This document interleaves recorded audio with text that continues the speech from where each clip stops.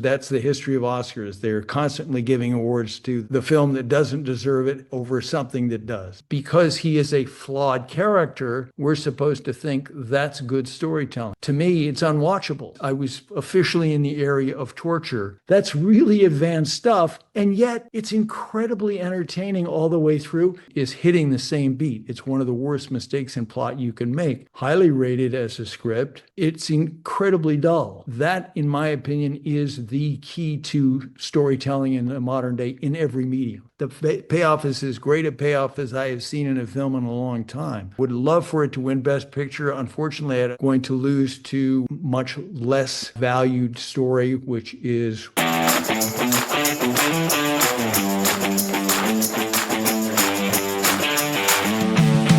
Welcome back to Flavor Report, part of DailyOvation.com. My name is Joe Wehinger.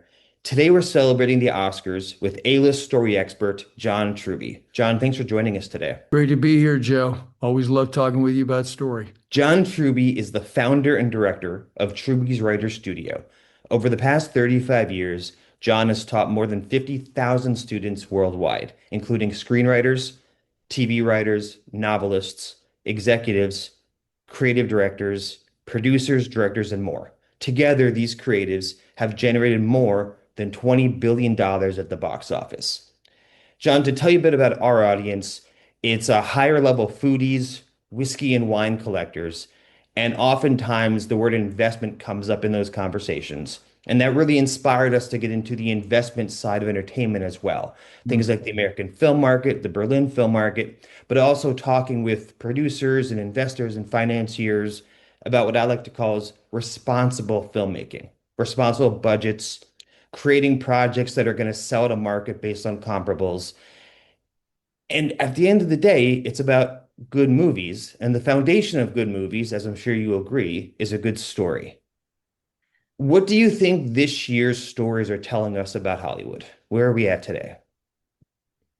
Well, we see in Oscar something that is unique completely from the rest of the year. Rest of the year is all about blockbuster stories, blockbuster films, those that can make money on a worldwide scale. And of course, the costs are enormous now, greater than they've ever been. And it's happening in a time when Hollywood is in trouble and has been in trouble for a few years. When it comes time to Oscar, then Hollywood gets to congratulate itself that we're making good films, not just money-making films. And so you get films that are often independently made, low budget, and they occasionally we will get big budget movies that also did extremely well at the box office. An example of that would be Sinners, and to a lesser degree, but still strong, would be One Battle After Another. But the problem comes in for me in terms of talking about story, in that these films that they put up, they nominate for best script and for best picture, are often not very good scripts in the sense of what is an audience going to like? What is the audience going to be entertained by? And this comes from the fact that normal perception of good storytelling is what is known as serious fiction. This is true in the novel world, but it's also true in Oscar time in film. And these tend to be drama stories, often family, very small focused family stories that have almost no plot.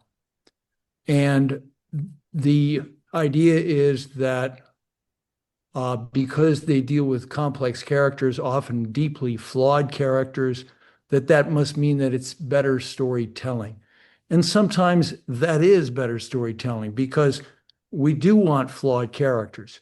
But with these stories, what we lose by eviscerating the plot, what we lose is the pleasure of storytelling. And we end up with just the lesson of storytelling. And this is the other thing that Oscar looks for at this time of year, which is they're looking for serious themes, big themes. This is one reason why One Battle After Another is probably going to win Best Picture.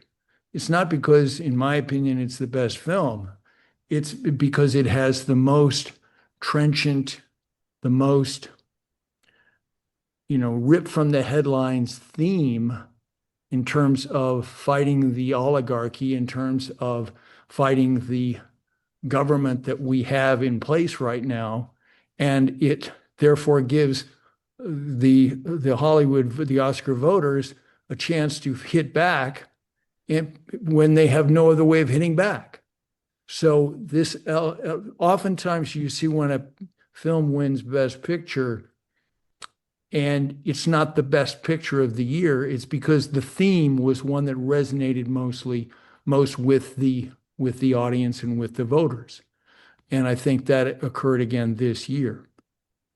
Something I want to touch on for a moment is on your Facebook page at Facebook.com/Truby's Writers Studio. You've done a breakdown of what, the top 10? How many have you done on that page? I've done about 10 films. And what's incredible about them is they're thoughtful, but also it's not just those that are nominated, it's those that should have been nominated as well. You've done a really thorough breakdown of each one. You just touched on One Battle. You can talk about that more. Otherwise, what's another one that really is getting a lot of Oscar love this year that might not, that you've done a better job of breaking down?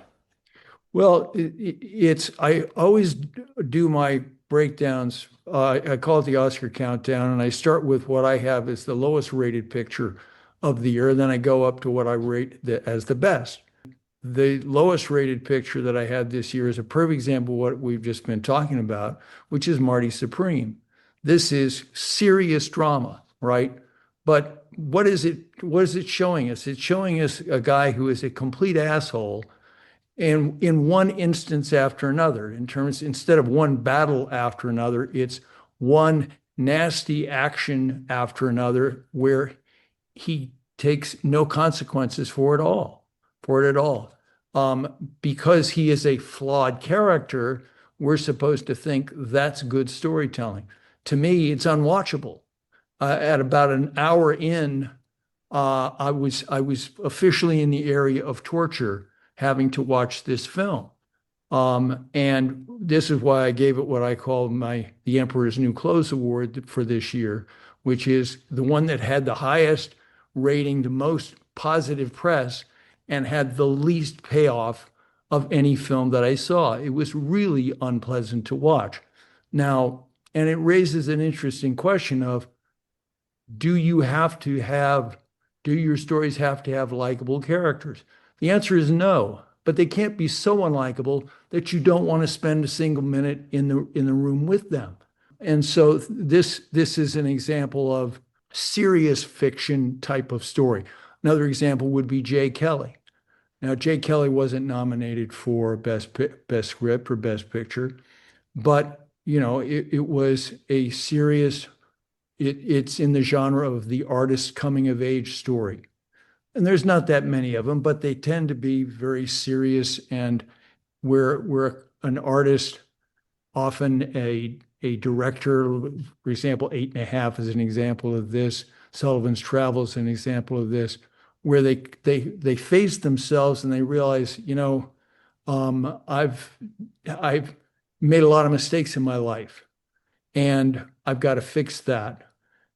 Unfortunately, again, there's no plot to it. It's one instance after another of him being confronted by people who say, you've really been an asshole in your life, and you've really treated me badly. And he goes, well, geez, I'm sorry to hear that.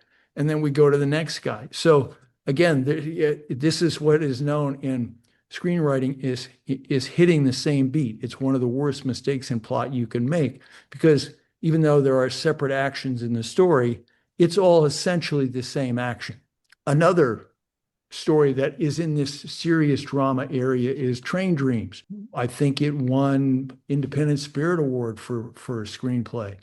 I'm not sure what it might have won in Writers Guild, if anything, but highly rated as a script, as a film. It's incredibly dull. It tracks a guy who's basically alone in the wilderness for his entire life. And so how, it's not as bad as Castaway in the sense that he's has at least some people to talk to over the course of the story. But you can, again, there's no plot there to get the audience engaged in the puzzle, the pleasure of solving the story. So those are examples of stories that are highly rated, but in my opinion, do not merit that. On the other hand, we've got stories that were not highly rated, were not nominated for Best Screenplay, that I thought gave us some of the best entertainment of the year and some of the best storytelling of the year, in the sense of the challenge for the audience, for the reader to figure out what's going on in the story and to enjoy the twists and turns that the writer is supposed to give us. That's why we watch stories so much. We want to see these surprises that we couldn't come up with ourselves.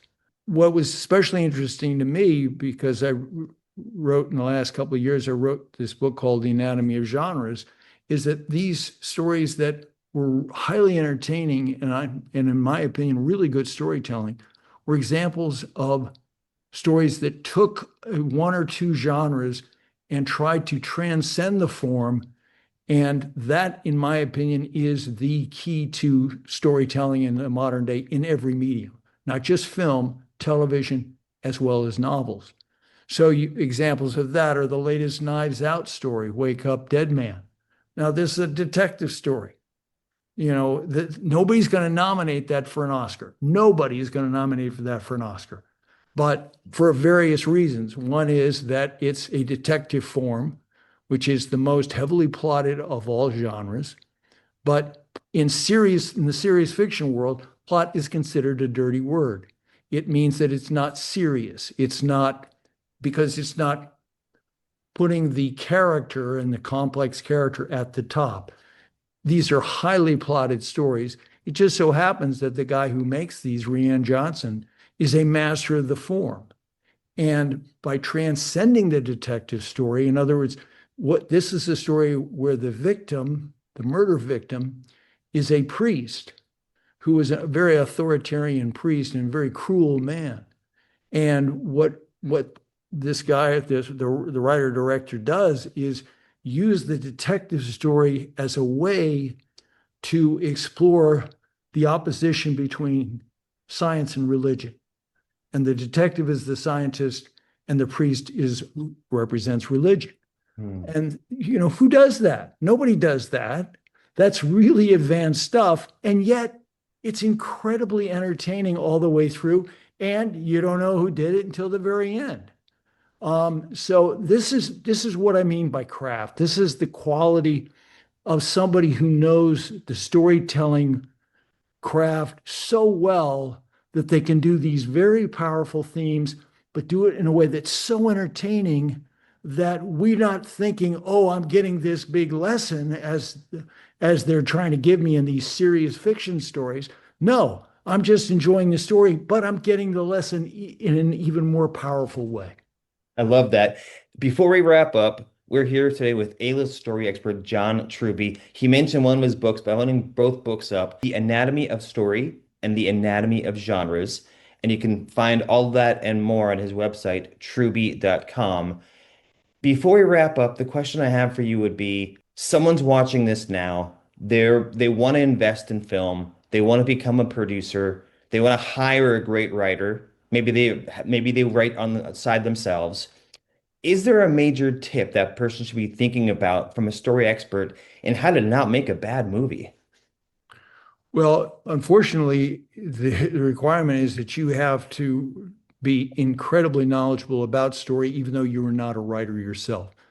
Because in order to lead a writer in the direction where they need to go to craft a story that is good enough to make a film that will make money, then you need to know all of the or the vast majority of techniques that that writer might use so that you can give them feedback that isn't just make it funnier or I didn't really like that character. You know, these nebulous comments that are useless to the writer. You're not going to tell the writer what to write. You're not going to tell them do it this way.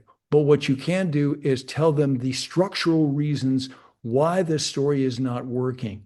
And then they can come up with some solutions that will actually make it better. Love that. As we keep celebrating Oscar weekend here with John Truby at Truby.com, any other Oscar movies you want to touch upon? My favorite film of the year was Hamnet. And this was a film that I reluctantly came to because I knew that the basic story was about a woman who is grieving the death of a child. Now, right there, you notice this is drama, serious fiction, but this is serious fiction that is at a craft level that's much higher than these other, quote, serious films. And the reason is that they've been able to overcome the traditional weakness of the serious fiction or drama story, which is a lack of plot. And the way they did it, again, is by their knowledge of genre, because it's not just a family tragedy. This starts off as a story which starts off as a love story. That's what gives it the foundation that makes all the payoff possible. And it then moves into a realistic horror story, which again makes the final payoff possible. And what you realize as you're looking at this movie and you're being taken carefully along to set up the payoff, and it's all in the payoff. The payoff is as great a payoff as I have seen in a film in a long time, is what you're seeing is the origin story of the greatest writer in history writing the greatest play he ever wrote. And you see it performed, and you see, because you've done all this work up front in terms of the character suffering that they've gone through, the payoff when it's performed on stage is just shocking. And it gave me some surprise and thrills that I have not experienced in movies, and certainly didn't think I was going to experience in this movie. So Hamnet, is Hamnet your biggest? It is. It is. And I would love for it to win Best Picture. Unfortunately, I think it's going to lose to what I believe is a much less valued story, which is One Battle After Another. But that's the history of Oscars. They're constantly giving awards to the film that doesn't deserve it over something that does. Someone who is either a great writer or studying to become a great writer, what's the avenue that's going to empower them right now? From a Right. storytelling point of view, where should they be looking? That's the great question. My opinion is that the way you do it, because you have to do it, you have to keep it financially real. You have to do something that can be made. And that means certain genres that you will probably use. And but it means that in order to separate yourself out, you have to transcend those genres. The real key to any storytelling at this point that gives you both quality and sales is transcending a particular genre. Now, the one that has always been used is horror, and because you can do them for the lowest possible budget, but you also have the ability to transcend the genre. Sinners is an example of that. It's not a low budget picture, but it is a transcendent horror story. And, love stories are another place. You can do them very cheap, but you got to do it in a way that we haven't seen before. And that means knowing your genre so well that you can transcend it, twist it in ways that are unique, that the audience says, hey, I've never seen that before. And I'm going to give it attention. I'm going to get eyeballs. And then it generates interest from then on. An optimistic look at storytelling from a storytelling expert. John, thank you so much for your time today. Once again, we'll see you at Truby.com. Thank you, Joe. It's been a pleasure.